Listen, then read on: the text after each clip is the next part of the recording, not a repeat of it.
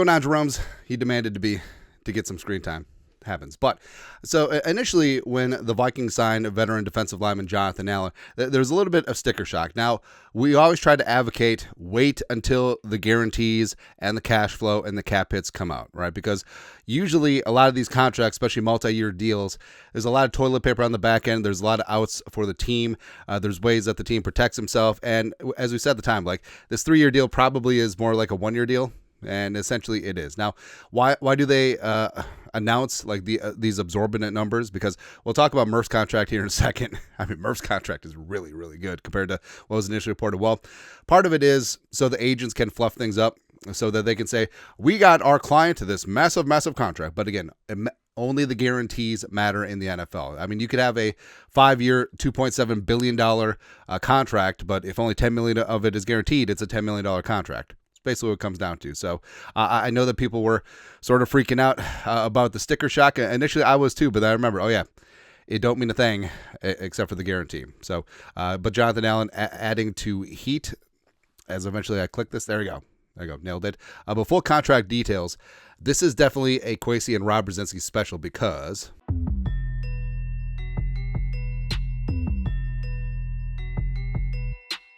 so it's a 3 for $51 million a year deal, not 3 for $60, as was initially reported. Now, how do they get up to 3 for $60? Generally, they'll include every single incentive, whether likely to be earned or not likely to be earned. They'll just include it in the number, right? So it's actually $17 million per year, not $20 million per year. It's a $14 million sign-in bonus and $23.255 million guaranteed.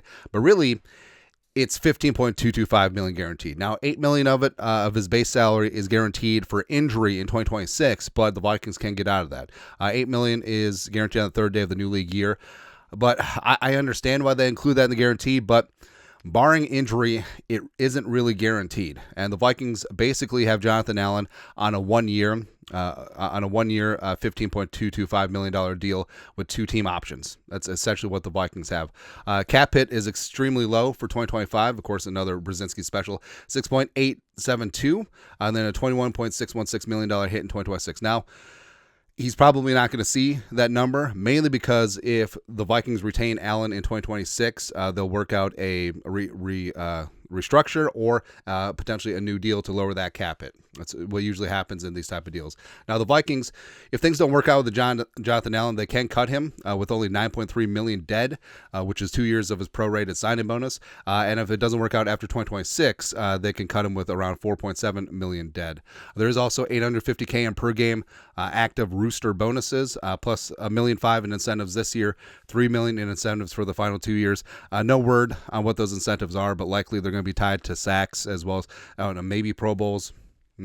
Maybe Super Bowl appearances, etc. Noteworthy is that there's no void years added, so the Vikings didn't spread out the sign-in bonus.